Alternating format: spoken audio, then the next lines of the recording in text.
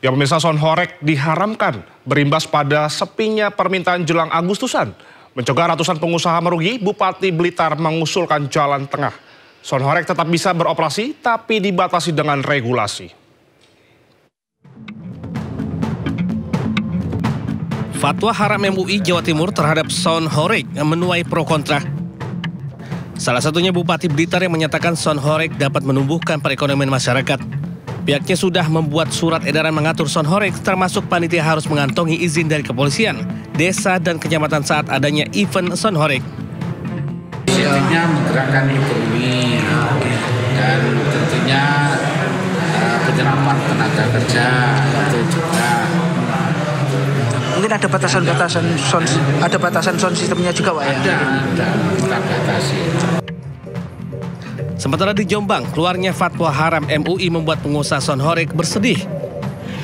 Padahal menjelang bulan Agustus biasanya menjadi momen menggembirakan pengusaha sound horeg untuk menyambut dan merayakan HUT RI. Pengusaha pun meminta pemerintah bisa membuat aturan agar sound horeg tetap bisa berjalan, bukan malah melarangnya. Dari Blitar dan Jombang, Jawa Timur, tim Liputan iNews melaporkan. Sementara itu, Majelis Ulama Indonesia Pusat menyatakan munculnya fatwa haram terhadap sound horeg di Jawa Timur sudah melalui mekanisme. Ketua MUI Bidang Fatwa Asroin Nijam menjelaskan kekuatan suara yang dihasilkan sound horeg berdampak nyata terhadap kesehatan seseorang. Bisa memahami mengenai keresahan masyarakat yang ditimbulkan oleh dampak buruk ke sound horeg tersebut. Itu satu. Karena itu pemerintah perlu mengambil langkah-langkah untuk membangun harmoni di tengah masyarakat dan mencegah seluruh aktivitas yang bisa merusak harmoni dan juga merusak kenyamanan dan juga ketertiban umum. Jangan ini dibiarkan hanya karena persoalan ekonomi, sementara ada kelompok masyarakat besar yang dirugikan gitu. Intinya bukan soundnya. Kalau soundnya digunakan untuk kepentingan hal yang baik dan dia tidak merusak, kemudian diputar pada waktu yang tepat, tidak mengganggu masyarakat, maka itu tentu dibolehkan ya.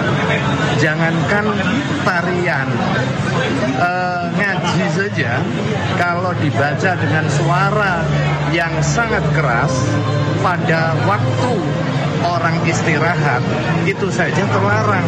Apalagi ini hal yang sudah secara nyata mengganggu kesehatan. Ya pemirsa, hari ini Presiden ke-7 RI Joko Widodo menghadiri reuni Fakultas Kehutanan UGM. Reuni digelar di Fakultas Kehutanan Universitas Gadjah Mada. Belum masuk.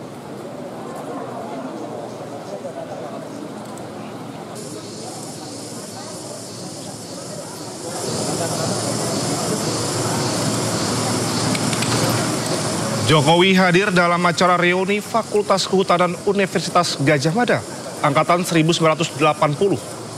Kehadiran Jokowi pada acara reuni ini berlangsung di tengah-tengah isu ijazah palsu yang menimpa dirinya. Jokowi berangkat dari Solo menuju Yogyakarta, ditemani sang istri Iriana Joko Widodo.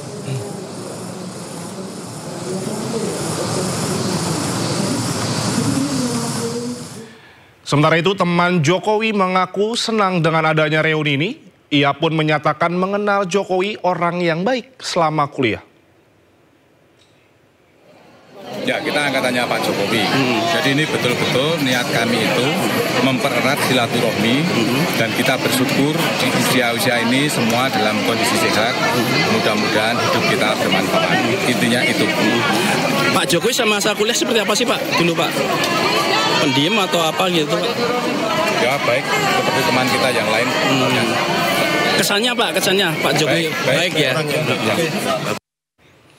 Saat menghadiri reuni alumni Fakultas Kehutanan UGM, Presiden ke-7 Republik Indonesia Joko Widodo tidak mengenakan seragam biru seperti teman-teman dan memilih mengenakan baju berwarna putih.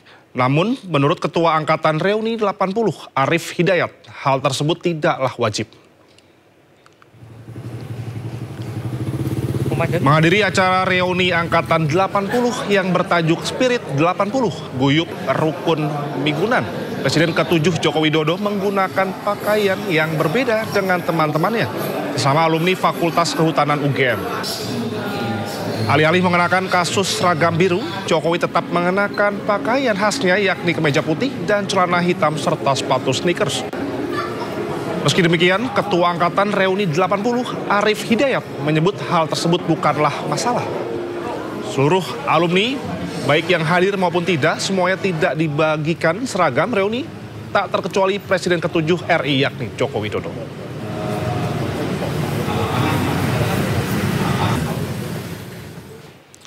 Di hadapan rekan-rekan seangkatannya, Presiden ke-7 Joko Widodo curhat tentang berbagai isu tentang yang tengah menerpa dirinya. Selain tentang tudingan ijazah dan skripsi palsu, Jokowi juga bercerita tentang kegiatan kuliah kerja nyata yang juga dituding fiktif.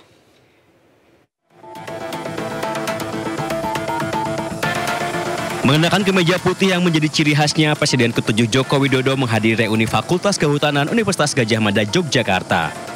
Selain mengenang masa kuliah, Jokowi juga menanggapi berbagai isu yang tengah hangat dibicarakan, yaitu tuduhan ijazah palsu. Bahkan Jokowi berkelakar dirinya sengaja hadir agar isu ijazah palsu tidak semakin liar. Bayangkan kalau saya nggak datang, nah mereka katanya 67 orang ngumpul semuanya, Jokowi di mana? Rame lagi nanti. Selain membahas tudingan ijazah palsu di hadapan 88 orang teman-teman kuliahnya, Jokowi juga bercerita tentang proses penyusunan skripsi. Jokowi mengaku heran ada pihak yang juga menuding skripsinya itu palsu. Begitu ijazahnya sulit dicari-cari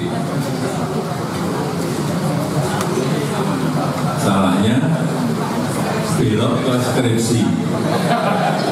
Skripsinya juga palsu. Selain bercerita tentang ijazah dan skripsi, Jokowi juga mengenang masa-masa saat dirinya melakukan kuliah kerja nyata atau KKN yang juga dianggap fiktif. Skripsi diragukan ganti lagi ke KKN.